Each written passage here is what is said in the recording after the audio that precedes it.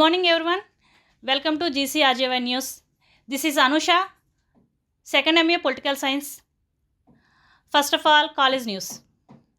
The college PG third semester results are declared yesterday, and the results are released by Principal Dr. Ramchandra RK and Controller of Examinations Dr. Babu. The PG first sem examinations are going on today in the college. A major conference is set to be held in Rajahmundry with the aim of tapping into the opportunities in modern technology fields such as animation, visual effects, gaming, and extended reality. The AVGC Summit 2026 will be takes place on February 18 and 19 at Government Arts College Autonomous in Rajahmundry. The event is being jointly organized by RTIH and APVSEA, that is Andhra Pradesh VFX Animation Gaming Association. Now, international news. The Trump-led Board of Peace has reportedly secured $5 billion fund dedicating to rebuilding Gaza. The plan includes the deployment of the new international force to maintain security in the region.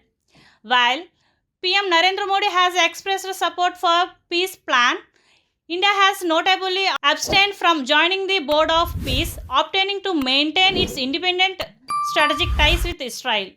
PM Modi is scheduled to visit Israel on Feb 25. And now, national news. PM Narendra Modi is meeting French President Emmanuel Macron in Mumbai today. Discussing are expected to focus on India-France annual defense dialogue and industrial collaboration. The summit continues at Bharat Mandapam, New Delhi. Today, President of Estonia Alar Karis arrived to participate. Health Minister JP Nadda is also set to launch the National AI in Health Sector Strategy. Now, some state news. President Draupadi Murmu arrives in Visakhapatnam this evening for 2 days visit. She is here to witness the International Fleet Review IF 2026, where she will review a massive display of ships, submarines, and aircrafts. Bill Gates, chairman of the Gates Foundation, visited the Real Time Governance Society (RTGS) center at the State Secretariat. He praised CM Chandrababu Naidu's use of technology, particularly the use of blockchain for land records and the data lake for civil service. Now, sports news.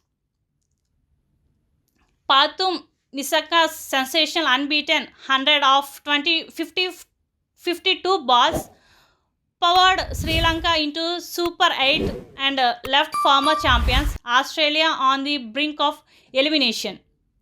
India has officially qualified for the Super 8s after a convincing 61-run victory over Pakistan in Colombo, led by Ishan Kishan's 77 score.